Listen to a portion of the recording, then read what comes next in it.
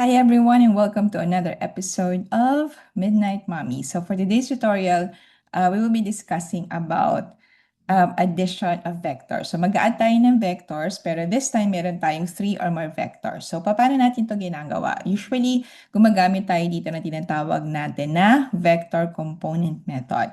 So just to give you a context of how it's done, so reviewin muna natin. So for example, meron tayong vector A. And yung vector natin na to is acting at a certain angle. So we call that as your angle theta. Now, ito, kapag pinroject natin siya dun sa x and y axis, so katulad nito, so say po-project ko to here, yan. Etong linya na to, it actually represents your a sub x. Yan. So, yan yung pinaka vector niya na equivalent na nandoon sa x-axis na value. Now, on the other hand, kung halimbawa naman na ipoproject natin tong same vector na to along the y-axis, okay? So, ito yung tinatawag natin na a sub y, okay? So, itong length na to, this one is also equal to this. Yan, parehas lang yan, okay? Now, kung mapapansin nyo, magpo-form tayo dito ng right triangle. Okay, so, sabihin, kung meron tayong right triangle, pwede natin siyang gamitan ng Pythagorean theorem, right? Now, pwede natin siyang ma-imagine like a right triangle na yung pinaka-hypotenuse niya is equal to your vector A, like in this case. And then, yung kanyang angle is nandito, which is angle theta. So, yung opposite side niya, pwede natin siyang tawaging A sub y. So, ito yung pinaka vertical component ng vector A. And then, yung adjacent side naman natin, itong A sub x, ito yung horizontal component ng A. Alright? So, with that, pwede natin siyang gamitan ng Pythagorean theorem like what I've said. So, paano natin kinukuha ang horizontal component? Na yung horizontal component, based on this right triangle, diba? If you will notice, no, so pwede tayong mag-create ng ating mga trigonometric functions, ating trigonometric ratios. So, based dito, we can say na yung cosine theta, ito, cosine theta, this is actually defined by the adjacent over the hypotenuse. So, adjacent side natin dito is a sub x, yan. And then, yung ating hypotenuse is yung vector a, yung magnitude ng a. Yan. So, kaya meron tayong cosine theta is equal to a sub x over a. So, kung hahanapin natin yung value ng a sub x, ang gagawin lang natin, parang i-cross multiply lang natin to, yung a times cosine theta. So, ayan. So, magiging ano na siya? A sub x is equal to a cosine theta. Now, one important thing na kailangan nyo matandaan kapag nag-vector analysis kayo o pag kumukuha kayo ng vector components, kailangan parate yung angle nyo is a counterclockwise angle measured from positive x-axis, okay? Or measured from the east, okay? So, parating ganon. Kasi, pag namali kayo ng angle, magkakamali din kayo na magiging sagot ninyo, okay? So, very critical to. Dapat, kung anong angle meron kayo, make sure that it is always measured from the positive x-axis, okay? So, actually, madali lang siyang tandaan eh. Kapag x component ang hahanapin nyo, ang parati nyong gagamitin is the cosine function. Okay? A sub x or ang paghahanapin ng x component, always use the cosine function. So similarly, paghahanapin natin yung vertical component, so babalik din tayo ulit dun sa definition natin ng right triangle. So dito sa right triangle natin, so meron tayo ditong sine theta. So, yung definition ng sine theta dito is actually equal to your opposite over the hypotenuse. So, ano ba yung opposite side? Kung sinabi natin opposite, siya yung katapat na side. Okay? So, in this case, that is a sub y. And then, yung ating hypotenuse, again, this is equal to the value of your vector A. Okay? So, pag yan, kinross multiply natin, ito makukuha nating equation. So, a sub y is equal to a sine theta. So, again, always remember na yung ating theta, yung angle is dapat i-measure natin siya from the positive x component. Okay? So, hindi yun dapat makakalimutan. So, always remember na kapag vertical component siya, yung y component ang hahanapin nyo. Ang parati nyo gagamitin na function is the sine function. Okay, kanina, pag horizontal, gagamitin ay cosine. Pag vertical, ang gagamitin ay sine. Now, paano pa naghahanap tayo ng resultant vector? So, kanina yung mga pinakita ko is kung paano nyo makukuha yung component, yung horizontal and vertical components ng vector. So, paano pagkuha ng resultant vector? Pag sinabi kasi natin resultant vector, that means that is the sum of all the vectors. So, pag inad mo sila, ito yung magiging sagot. So, resultant vector. So, syempre, pag ganyan, ang gagawin natin, i-add natin lahat ng x components at i-add natin lahat ng y components. And then dahil tayo ay merong right triangle, that means pwede natin itong gamitan ng Pythagorean theorem. Okay, so kaya ito naging square root of a squared x plus a squared y. Kasi this one represents yung ating Pythagorean theorem. Okay, so kung matatandaan yun ba yung tsura ng Pythagorean theorem, di ba that is c squared is equal to a squared plus b squared, where a and b are the sides of your right triangle, and then C is your hypotenuse. Okay, so similarly, parang pinalitan lang natin yung symbols na meron tayo dito. Yan. Now, paghahanapin naman natin yung angle theta, okay, yung angle ng iyong vector, so gagamitin natin dyan is tangent. So, inverse tangent of a sub y over a sub x. So, bakit? Kasi di ba ang definition natin ng tangent is opposite over adjacent. Okay, kaya siya naging a sub y over a sub x. Okay, now, tingnan natin ang itsura niya kapag nasa problem siya. Alright? So, itong problem na to, this one is kinuha ko sa University Physics with Modern Physics 15th edition by Young and Friedman. Okay, so kung meron kayong ganitong libro, makikita nyo tong problem na to doon. So for example, 3 players on a reality TV show are brought to the center of a large flat field. So each is given a meter stick, a compass, a calculator, a shovel, and in a different order for each contestant the following 3 displacements. So given tayo dito ng displacement na A is 72.4 meters, 32 degrees east of north. For B, 57.3 meters, 36 degrees south of west. For C, we have 17.8 meters true south. So the 3 displacements lead to the point in the field where the keys to the new Porsche are buried. So 2 players start measuring immediately, but the player first calculates where to go. So what does she calculate? Okay.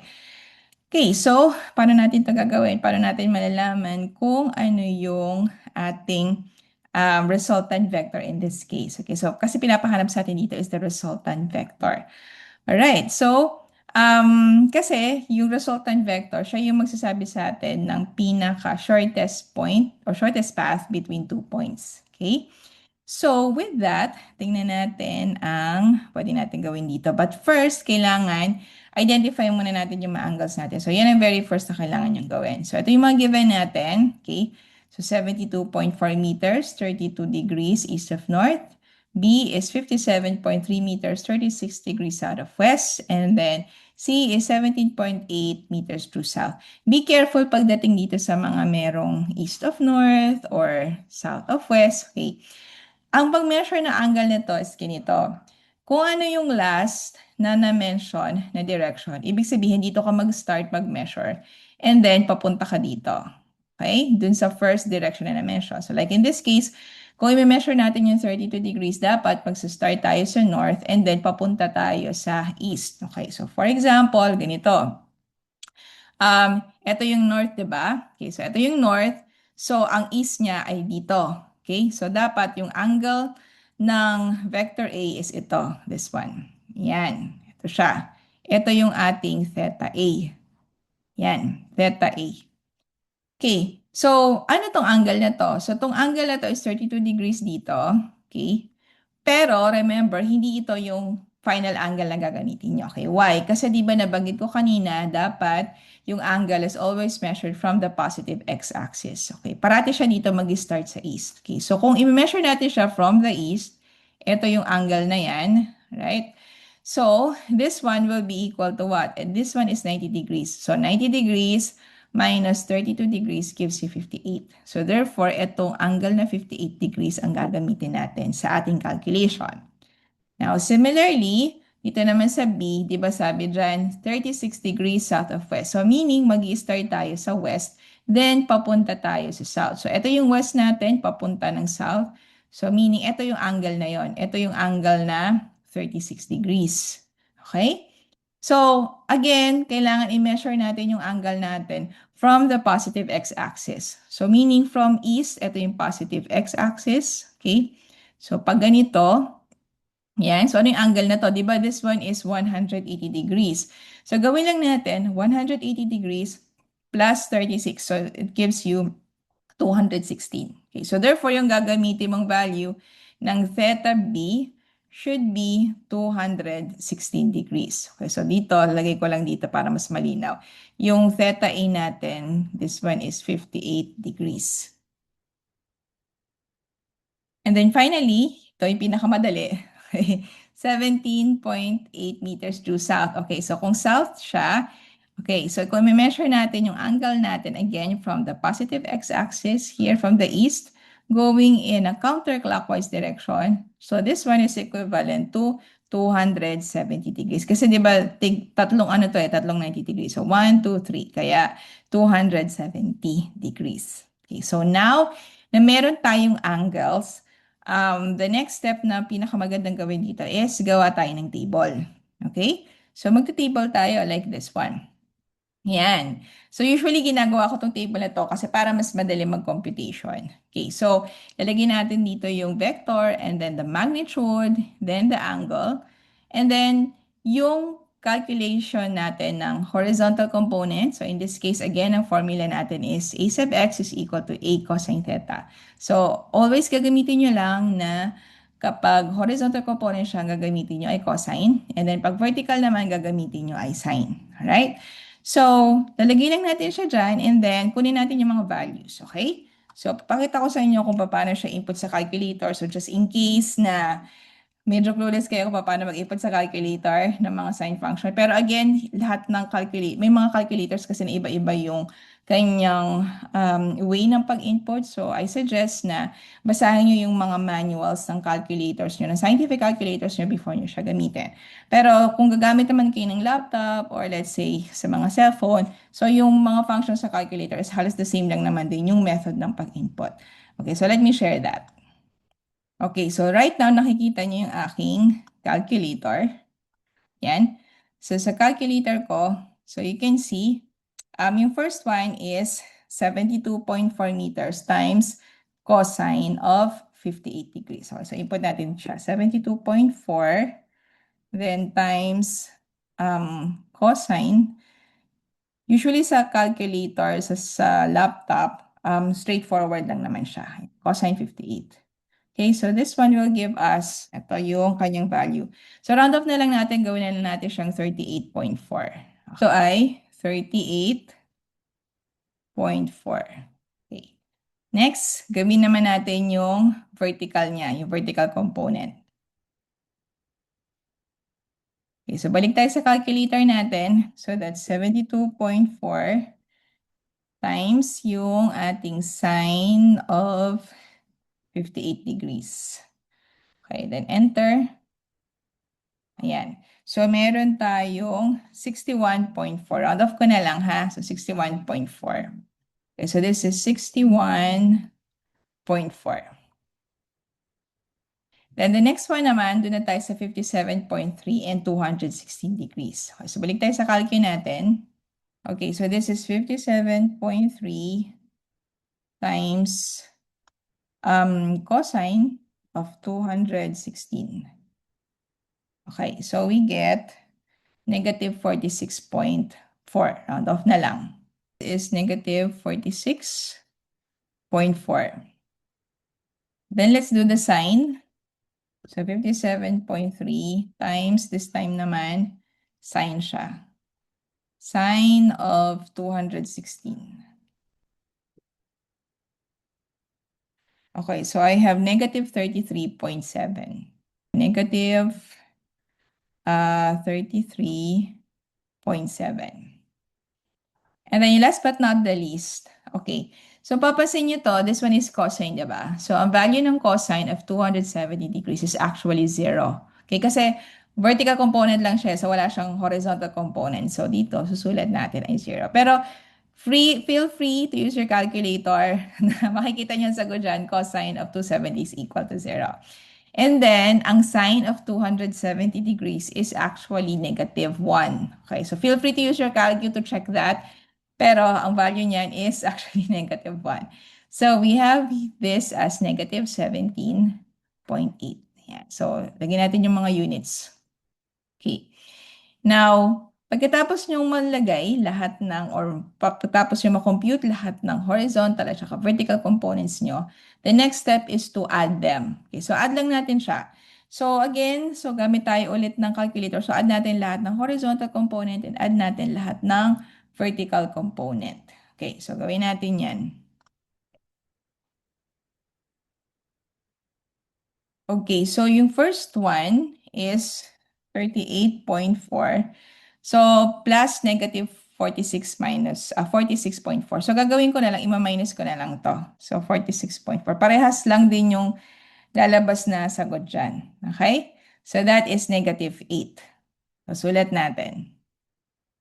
Okay, so, this is -8 meters. And then, sa vertical component naman, ganun din, i-add lang din natin itong tatlo na to.